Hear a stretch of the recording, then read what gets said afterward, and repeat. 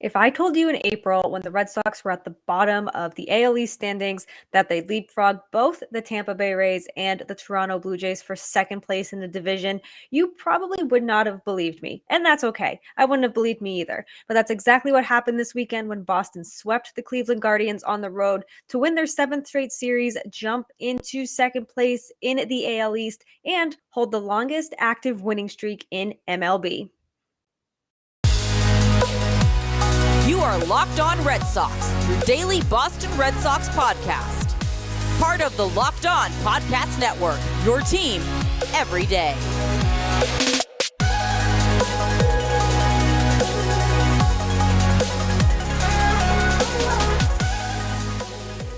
Welcome to the Locked On Red Sox podcast. Thank you for making us your first listen of every single day. I'm your host, NESN's Lauren Campbell. I am flying solo today. Jake is road tripping with the Massachusetts Pirates. They are in Iowa, I believe, this week as they clinched a playoff berth over the weekend while in South Dakota. So he will rejoin us this week. Do not worry. But today we're going to recap the weekend series against the Guardians. We're going to look ahead to the series against the Toronto Blue Jays and how the Red Sox roster will look due to Canada's COVID-19 restrictions. We have an update on Chris Sale and how he fared in his second rehab start, our mental health minute, and a little bit of everything in between. Today's episode is brought to you by BetOnline. BetOnline has you covered this season with more props, odds, and lines than ever before. That's BetOnline, where the game starts. So the Red Sox continued to roll. They won Friday 6-3, Saturday 4-2, and Sunday 8-3. They outscored the Guardians 18-8, moved to 41-31 on the season. And only two American League teams have ever had that exact record through 72 games and gone on to win the World Series. Those two teams, the 1918 Red Sox and the 2004 Red Sox. So things are just going well for the Red Sox right now. Terry Francona's club had won 7 straight series going into the series against the Red Sox, 17-5 over their last 22 games. That's good enough for them to climb from 5 games under 500 all the way to a tie for first place in the AL Central. So both of these teams had a lot of momentum going into this series, but the Red Sox had just had more momentum in their favor and squashed any momentum that the Guardians had. So it obviously was a very, very good weekend for the Red Sox, but I want to highlight a few players from the series because there's a lot of people here that really contributed to this weekend's win. And we have to start with Rafael Devers. He is just an absolute menace in Cleveland. So going into the series, he was batting .519, slugging 1.148. In his last 6 games, he went 6 for 6 with 4 doubles, 2 for 4 with a home run.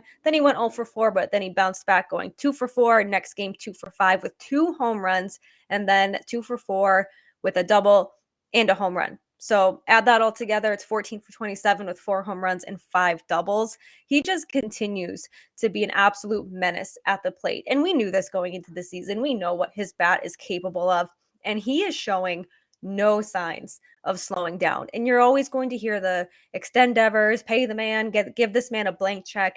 We know. But an extension probably is not going to happen. It's certainly not going to happen in season, maybe in the off season. But for now, let's just enjoy what he's doing. It's absolutely insane, just the power he has. And like I said, he's not slowing down. These home runs are going 400, 450 feet, and they're getting out of the ballpark so fast. It's absolutely incredible watching him play. And Devers he's got a long career ahead of him. So if he's already this good now, oh baby, he is just going to continue to only get better. And then there's Trevor Story, who has drawn the ear of Red Sox fans throughout this season for multiple reasons. He had a tough April, so did everybody else on this team. And he wasn't really living up to his contract, to the hype around him, but he has quietly turned things around. He is 10 for 10 this season in stolen base attempts. He also recorded his 500th career RBI and his 50th RBI of the season in Sunday's win. So he's continuing to just kind of quietly be a productive contributor to the Red Sox. And I don't think he's getting enough credit right now, but I also think that's because of Devers, Martinez, Bogarts, Tanner Houck, the starting pitching. It's just there's so many positive storylines that Trevor Story's really isn't at the top of the list, and that's okay. But 10 for 10 in stolen base attempts, he's getting himself in scoring position when he sees fit. He's being aggressive, and this is what we like to see, especially going into a series against the Blue Jays. And then you have John Schreiber, who has become an unsung hero for this team. Out of the bullpen, he has just been incredibly reliable. And per JP Long of Sox Notes, Schreiber in his last 24 games has a .79 ERA over 22 and 2/3 innings pitched and only given up 2 earned runs. His ERA in June through June right now, 0. On the road, 0. He's doing everything that the Red Sox need him to do out of the bullpen, especially in a bullpen that was full of relievers that we weren't really sure if the Red Sox could rely on them or anything. And here he comes after getting recalled from Triple-A Worcester, just absolutely dominating, proving himself to be a reliable setup man for Tanner Houck, who we'll touch on in a minute here. But you just cannot say enough good things about John Schreiber. He's one of only 7 pitchers with an ERA under 1 with a minimum of 20 innings pitched. He pitched in Friday and Saturday's game, combining for an inning and a third with 2 strikeouts. So being able to go to him in a high leverage situation and being able to trust him and depend on him has been so crucial to the Red Sox. And then there's Nick Pivetta. Nick Pivetta has become and emerged almost like an ace of this staff. He has completely turned his season around. He threw 7 innings against the Guardians over the weekend. He did give up 9 hits, so the hits were a little high, but he only gave up 2 earned runs, struck out 4, and he's allowed 14 runs in 68 innings in his past 10 starts for an ERA of 185. So he's done really, really well for the Red Sox since beginning the season, 0-4 or 0-5. He's pitched at least 6 innings in 9 of his last 10 starts. He's pitched 7 or more innings in 6 of those starts. And he's the most recent Red Sox pitcher with 8+ wins and an ERA under 190 over the span of those 10 starts. Other pitchers include Pedro Martinez, Derek Lowe, Tim Wakefield, Roger Clemens, Louis Tiant. So he's putting himself in good company, proving that he is a very reliable starter, especially with Nate Eovaldi still not back from the IL, Garrett Whitlock still on the IL. So he's really putting himself in this conversation to be an all-star even. He has just completely done a 180 here for the Red Sox, and he just continues to prove that he belongs on this team. He belongs in this rotation. At the beginning of the season, there was talk like maybe he should go in the bullpen. He's not really performing up to expectations. And I don't know if he just heard everyone talking about what we were saying, that he's like, no, I don't belong in the bullpen. I am a starter. And boom, completely turned things around. I love what I'm seeing from him thus far. And I hope this continues, especially going into the All-Star break, the All-Star game, and into the second half of the season. And Tanner Houck, what can we say more about Tanner Houck becoming the unofficial closer of the Red Sox? He pitched in all 3 games. It was not a save opportunity in Sunday's game, but Friday and Saturday were. He had a 7-pitch save on Saturday. He has 6 on the season now, 6 saves on the season now. And he's, again, once you define roles for these guys, I just feel like things are going to fall into place. You give a defined role to Tanner Houck because you weren't really sure going into the season. You wanted him as a starter, maybe a longer reliever. And then you think, oh, let's try him in a closer role. Why not? Lo and behold, it has worked.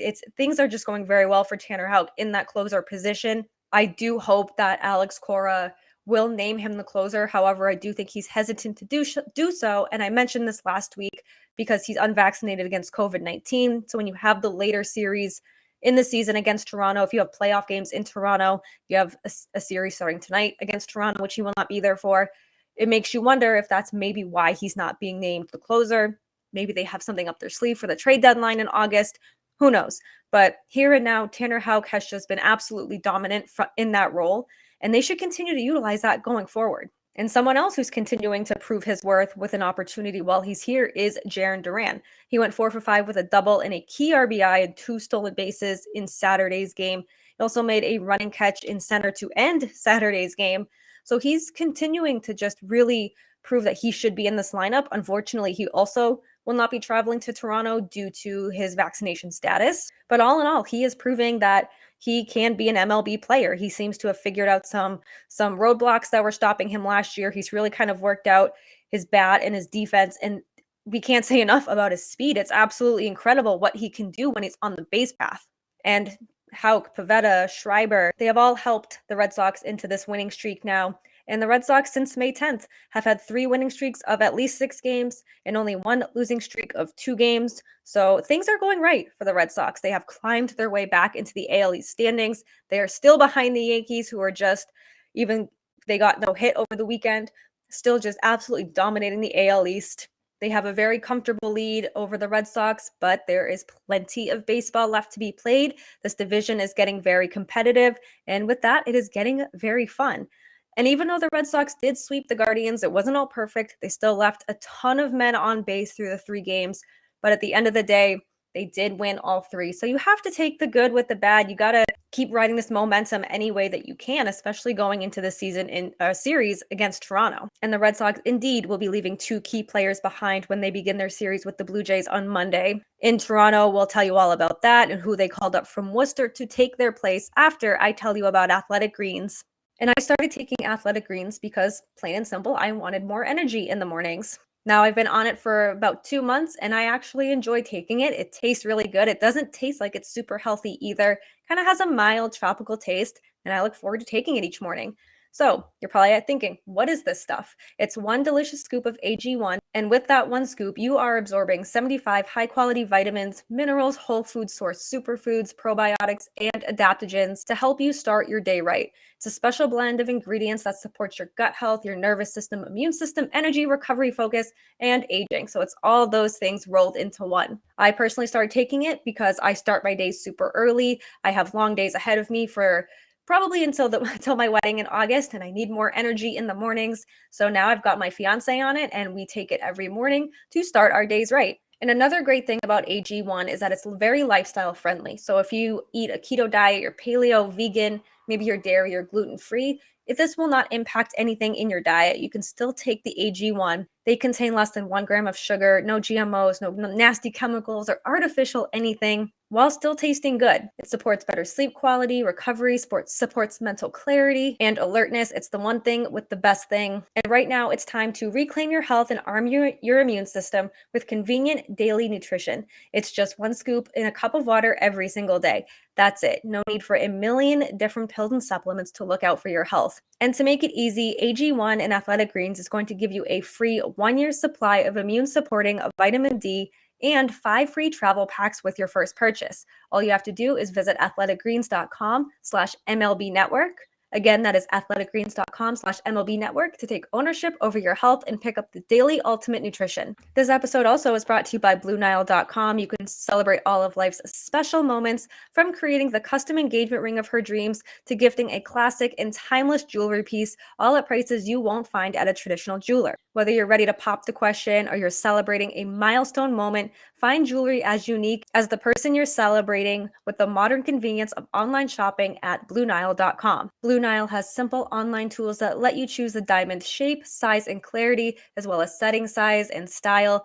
Blue Nile's bench jewelers will then handcraft the perfect engagement ring. Each ring is one of a kind. Make your moment sparkle with jewelry from BlueNile.com, and Locked On Sports listeners get $50 off purchases of $500 or more. This podcast exclusive includes engagement rings. Use code LOCKEDON, that's code LOCKEDON. Plus, every order is insured, ships free, and arrives in a discreet package that will not give away what's inside. Shop stress-free and find your forever piece. Go to BlueNile.com today.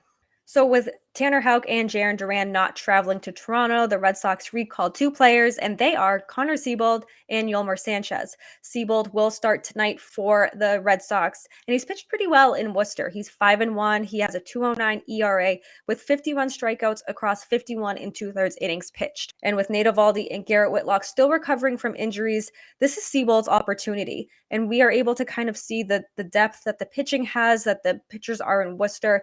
They're continuing to pitch really well down in Worcester, if that can translate to an MLB level. I'm super excited to see Connor Seabold. I've seen him in Worcester. Jake has talked to him a little bit after Woo Sox games this season. So very excited to see him hopefully continue what he's done in Worcester, and hopefully that can translate to the Red Sox level. Because if you're going to be without some of your pitchers, whether it be COVID, vaccine reasons, injury reasons, this is your time to shine, Connor Seabold. Let's get it done. It's a perfect opportunity against a really tough team. This definitely will be the Red Sox biggest test. They have not won a series against an AL East opponent yet. This is the time to do it. Again, all the momentum is in favor of the Red Sox. This is the time for them to capitalize, build some ground in the standings between the Rays and the Blue Jays.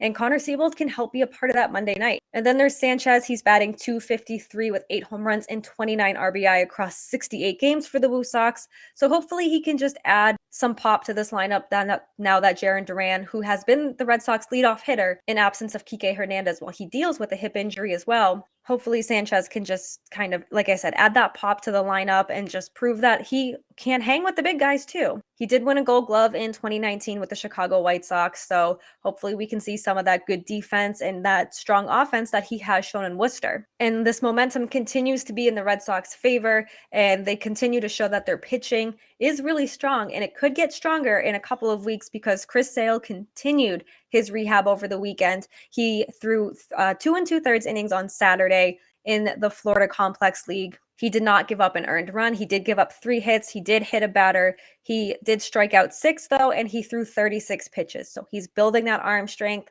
Alex Cora has talked immensely about his arm strength being much better than it was last year.